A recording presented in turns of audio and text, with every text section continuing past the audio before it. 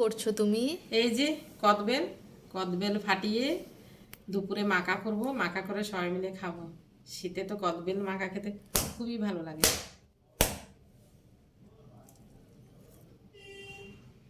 বাহ, পেকেছে তো ভালো, হ্যাঁ, দারুণ। খুব সুন্দর পেকেছে একদম। পাকাটা খুব দারুণ হয়েছে একদম। শীতের দিনে বসে বসে খাবো জমিয়ে মাখাটা। রোদে বসে বসে। হ্যাঁ, রোদে বসে বসে।